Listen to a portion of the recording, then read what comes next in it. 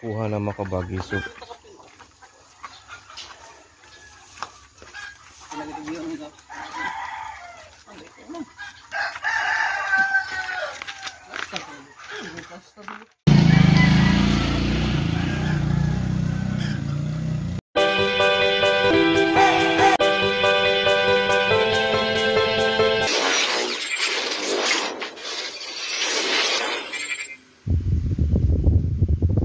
dumating na yung ating karne. Sabi ko nga kabagas, kapag may kakatayin ako na sarili kong baboy, mayroon akong order na 2 kilo. So ito na yun, yung tiyan. Yun na yung taba. Ito may malaki-laki pero mayroon pa rin laman yung sa loob at patula dito. Maganda pa rin yung karne kabagis. Ito yung karne ng Pilmico. So ayan. So siya nga pala, may nagtatanong sa atin na bakit patay na yung dinala yung ating tura pala mga kabagis, no? Isa pa lang yung kinuha ngayon kasi yung isa sa huli na yun by tomorrow or Sunday na. So ito yung ating kita sa isang baboy, and ito din yung calculation nila. So ang nangyari mga kabagis, mayroon pa ring minus, no, na 200. Ito yung pamasahe. So in 2 months and 1 week, ito 555 pa rin yung naabot ng isa puti. So imagine niyo, nauna yung isa natin na 55, din sumunod nung di ba magkapatid yung dalawang puti. So mayroon talagang difference sila sa laki nila at bigat. Kasi the same lang, may araw, 2 months and 1 week yon yung bagong kinuha ngayon. Tapos yung nauna, 2 months and 3 days. Pero the same sila ng resulta kasi unang-una, mas malaki yung kinuhang nilang nauna. So, the same lang din yung kilo, no, sa pangalawa. So, magkapatid yun sila. Anyway, ito yung calculation. Again, explain ko yung kabagis, yung nangyari doon sa natin sa setup, no, carcass ration. Pero mapansin niyo, kinatay nila, patayin nila dito sa amin kasi nga maliit lang yung sasakyan, is motor lang na single. Patayin nila para hindi sila mahirapang magkarga para makuha yung dugo. Tapos doon na nila kunan ng laman loob pagdating sa kanilang bahay or doon sa kanilang katayan, which is katabi lang din ng bahay nila. Tapos after that, titimbangin na. So ito na yung resulta. So mga baka malito kayo na nabenta ko ng live weight. Hindi po, nabenta natin ng carcass 55. Kung sa live weight yan, again 60 plus kilos pa rin yung ating baboy kasi nga kasama na yung laman loob doon. So ito na yung calculation, 54, minus 1 sila. Always yan talaga kapag minus 1 sila. Kasi yung explanation na lang sa minus 1 na yan is may mga excess na mga taba-taba na hindi na mabenta. Iwan ko kung ano yung mga buntot daw, ganyan, yung mga basta may mga sila, mga paliwanag dyan na mayroong minus 1 kilos. Tapos 54, no, times 220 pa rin yung kuha. Ito yung outcome, 11,880 minus 200. So ito na yung atin, 11,680. Hindi na nasali dito yung 2 kilong nakuha ko kasi binayaran ko na separate. Okay, so ito yung pera natin, and not bad, no, hindi siya masama na ganun yung resulta.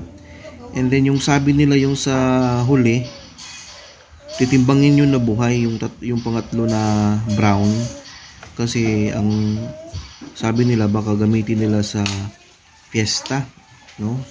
Hindi pa ngayon yung fiesta, or hindi pa fiesta bukas, pero kung nila bukas, titimbangin daw nila na live weight. So ang sabi ko naman baka malugi ako sa presyo. So tingnan lang natin kung ano yung resulta doon, at ating mga kabagis i-vlog din kung paano.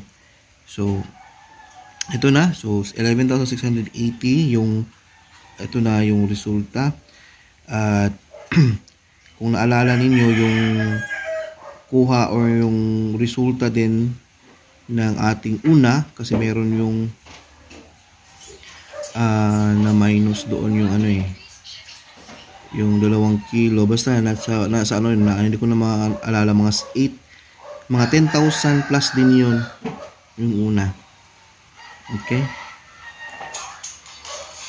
kasi mayroon yung minus na 600 sa kanyang in order kong 2 kilong karne. Alright, ating brown na naiwan, siya na lang mag-isa. So kunin to bukas daw. Yun nga yung sabi nila, baka daw makuha nila to ng buhay. So titingnan natin kung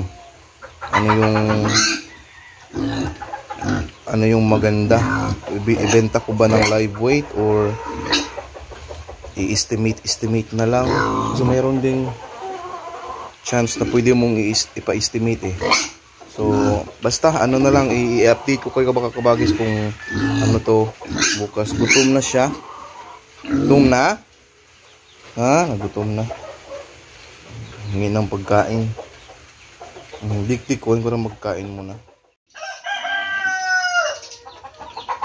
May magsasabi mga kabagis na maliit nga yung brown pero maskulado naman. Baka daw mabigat ito.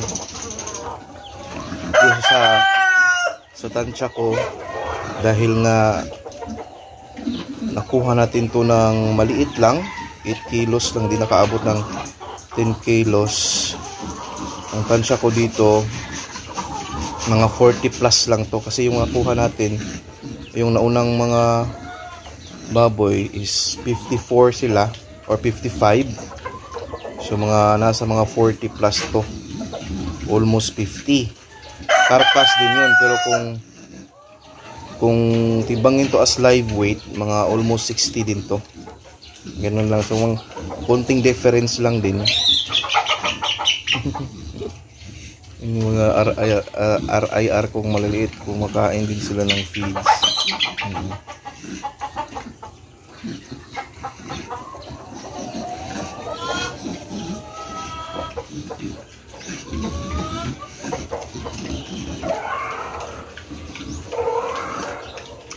So yun lang, no?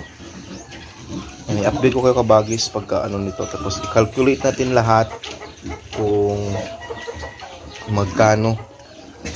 I-minus natin sa expenses, no? Alright. So ito na, simulan na ngayon araw yung ating maliit na tindahan. I-vlog ko rin to mga kabagis yung paggagawa ng ating. Ang tindahan namin is simple lang, yung maraming angle bar, 10 yan, pero sabi kulang pa daw yan. Ang angle bar na yan is 1 yung sukat 3x16.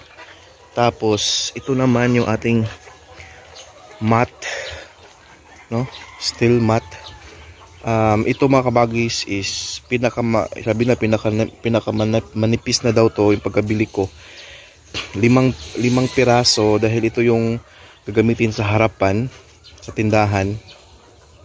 And then mangyari nito sa harapan lang, kasi dito sa gilid niya is plain sheet kung gagamitin dito sa gilid, doon din sa kabilang gilid. And then ito sa harapan, yun yung steel mat na gagamitin.